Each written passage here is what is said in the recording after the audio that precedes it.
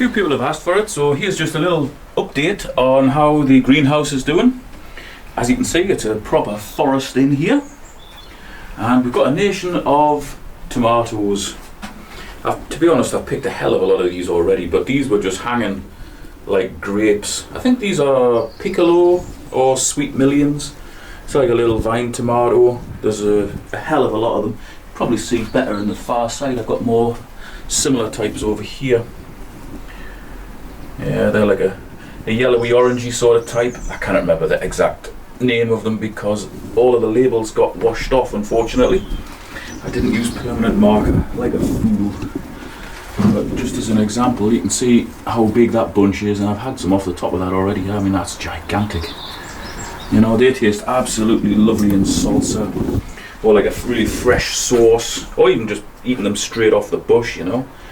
We've got some big purpley Russian tomatoes, I think they're called Russian tomatoes. And up here we've got some other sort of purpley sorts. To be honest, these don't taste very nice straight off the bush. They're best just used in pasta sauce or something. They're very big and soggy, you know, so I tend to just use those ones for pasta sauce.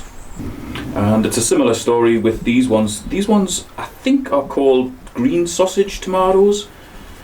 I might have bought these from Germany or something. I've got seeds from all over the world, you know. And again, these aren't the most exciting tasting things, but they're good in pasta sauces. So I tend to grow these sort and like the big beefsteak ones and all that just for the bulk, just for pasta sauces, just to bulk it out. But if I want something with real flavour, then I tend to go for the little ones, these ones. And because everything's green, it's going to be pretty hard to see, but we've got a nation of chilies on here. These ones are jalapenos. It's actually a plant that I overwintered from last year. You might be able to see it's got quite a thick woody stalk. Yeah, I mean, it's like a tree at the bottom of that. It's probably about an inch diameter. Very woody. And I'll try and overwinter that again this year because it's doing pretty well. As far as the chilies on the other side go, we've got a nation of them as well. They're just starting to get chilies on, and hopefully you can see it to the back of here.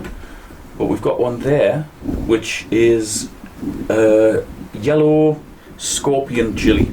I think it's about 1 million Scovilles, so it's a pretty hot one. We've got chili Armageddon here. I don't think they've got any chilies on at the minute, and I don't know what those ones are on the back again. I lost most of the labels, unfortunately. But on the other side, I do know what all of these ones are. These are all jalapenos. They're just hanging in their dozens, you know. They're just all over the place. And also we've got some really big curly ones here called Thunder Mountain chilies. These are belters, and they're reasonably hot as well. They've got like a very warm, not overpowering flavour. I like them, and they're doing really well. I think I've got 4 plants in there, and again, they're just hanging all over the place. Look at that one. You know, there's green ones there as well. You can eat them when they're green as well. They taste okay.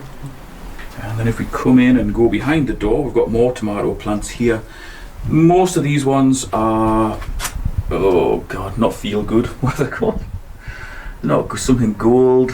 Oh, it's a very, very common one. Moneymaker. There you go. They are actually nice to have in sauces, as salsa, straight off the bush. They're a very versatile one, so I'll probably grow those again. I'm not sure about the big beefsteak ones and all that. I think I might just concentrate on the smaller ones because they've got all the flavour. Same with these as well. I mean, these are atomic grape tomatoes. They look quite nice. You know, they get like stripes on them and all that, but it's difficult to know when they're ready. You've kind of got to just gently squeeze them, and if they've got a bit of give in, they're ready. But it's easy to let them go overripe. That one's actually ready, so I will pick that one. Again, they're not much off the plant, but they're okay in sauces and salsa. Actually add quite a nice bit of green to the salsa as well, give it a bit of colour, you know. So next year I'll just go for a few of the Moneymaker plants because they're a good all-round tomato, and I'll go for a lot of the vine tomatoes. Sweet Millions is a really beautifully tasting one. That's really nice, that one. I'm not bothered with the big beefsteak ones. There's too much plant for not enough produce.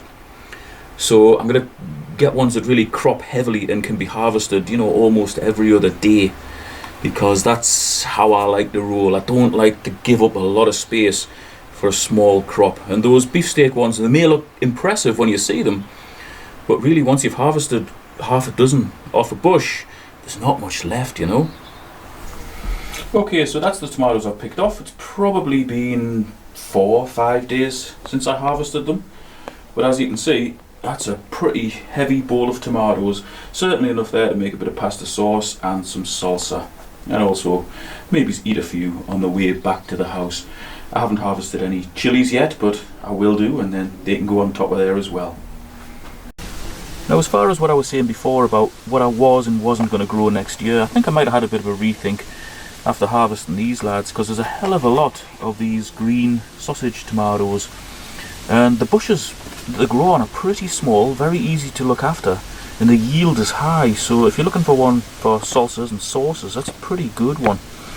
Obviously they don't look as nice as that, which is the Moneymaker. I mean, that's a quintessential tomato, and they certainly don't taste as nice as these ones, which is, you know, all of the vine varieties. These are by far the nicest tasting ones. I mean, I would take these over anything. You know, if I could only grow one plant, it would be the vine tomatoes. They're absolutely lovely. Then we've got these big lads, you know, you don't get much of a bush of these like beefsteaky purple Russian type things. I forget what they are. That, which is, it's like a atomic grape hybrid sort of thing. Again, they look nice, good in salsas, okay in sauces. They don't taste very good off the plant, so I probably wouldn't grow that one again. There's a good mix there though. There's certainly something for every recipe. Right, so after picking that bowl of tomatoes, I picked a few chilies and I made a few different things. So here's what that bowl was turned into. 3 jars of pasta sauce, because we go through quite a lot of pasta, and that tastes absolutely lovely. And that is just tomatoes, onions, bit of garlic, some oregano, some basil, salt and pepper, and a squeeze of lemon juice. A very simple recipe, and tastes lovely. And also you can water that down if you want soup, so quite often just make that into soup. Also some fresh salsa. Again, that's just a really simple one. It's shallots from the garden, which are like a sort of elongated onion, a red onion, some tomatoes, a little bit of garlic, salt and pepper, and a squeeze of lemon juice. Very simple, very tasty. And the last thing is some Thunder Mountain chili sauce. Mostly chilies, some tomatoes, what else? I don't think I put any garlic in, although maybe should have done. So chilies, tomatoes, a little bit of salt, and some lemon juice as well. Lemon juice goes in all of these dishes because it just brings everything together, you know, and it gives it a little bit of a zing. So that's quite a lot just from that bowl of tomatoes. We're in mid-August now, so the tomatoes are in full swing. The chilies are just starting to get ready, and when the tomatoes kind of start to die back a bit, when the weather gets a bit colder, I'll strip them all out and I'll start again with the hydroponics. This one behind me is the horizontal hydroponics. This is like a NFT sort of system. We've got some behind me which aren't running at the moment. They're the vertical systems. They will all be planted up as soon as the weather cools down, as soon as I get a bit of space cleared up in here. And I've also got a couple of experimental systems with a new sort of media. It's not like an aquarium filter media or anything like that. It's just a new sort of growing media that I'm going to be trialing out. And that's because the clay balls that you normally get for hydroponics are often a little bit too big. I find there's a lot of airspace between them, so you've got to have water running all the time if it's in a vertical system. I'm going to switch to a different sort of media which is a little bit more knobbly and should retain a little bit of moisture, because I don't really want the pump running all the time, although it's an efficient pump. If I can save electric, I would like to just have it running, you know, twice an hour for quarter of an hour every time, you know, quarter of an hour on, quarter of an hour off, and just repeat that cycle. If I could do that using that different sort of media, that would instantly reduce the running costs of that system by half, and that's a big reduction.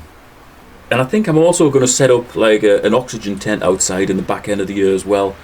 It's like a plasticky greenhouse sort of thing.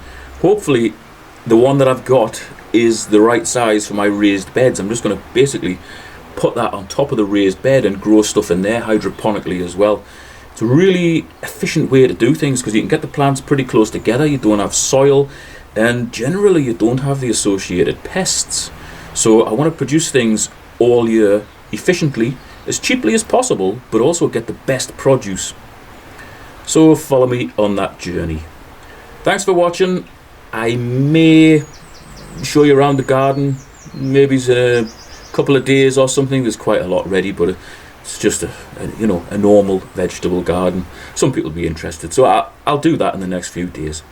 See you next time.